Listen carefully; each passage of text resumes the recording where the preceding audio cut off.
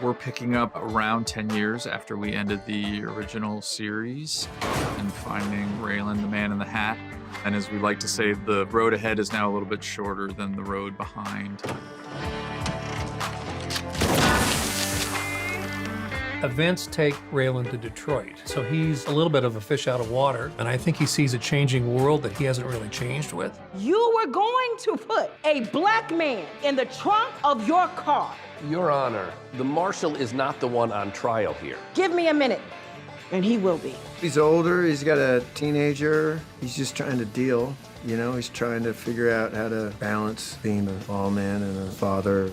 So this is what you call quality time. This is a different world for him, and in Detroit, he encounters a bad dude who needs to be put down. One of Elmore Leonard's best villains that he's ever wrote, and if it wasn't evil, it could be no good, right? The series is based on an older crime novel of Elmore Leonard's city Primeval. It is not a Raylan novel, but the whole notion was to take Raylan and catapult him into this other story, so that's what we did. You've been special requested. Requested by who? Judge Guy. Sometimes I guess it takes an angry white guy to catch an angry white guy. Raylan's sort of been roped into a high-profile murder case gone wrong. The deeper he digs, the worse it gets. I'm gonna need a few things if you expect me to do.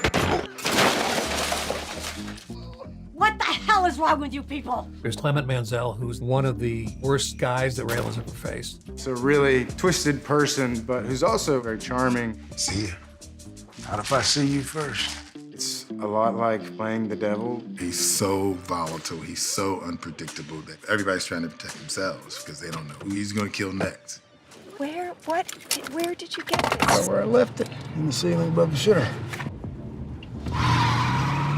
And Carolyn Wilder, who once defended Mansell, is kind of blackmailed to defend him again. She's a lawyer, but a lawyer who is questioning the law itself and questioning the system in general. Why can't anybody just do the right thing? And it's really the story of these three characters and how their relationships come into conflict. Stick around, Marshal. I'll show you how we get shit done in Detroit. There's no question when Raylan steps on the scene, he's an outsider. Raylan comes in with a whole different way of being a cop, and that's a changing thing in our world.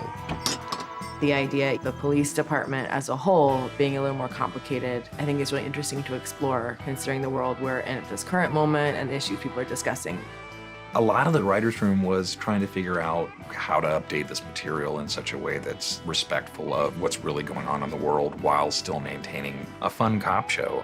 It feels like the show, and it feels nothing like the show all at once. I tell you what, it's really nice to be back.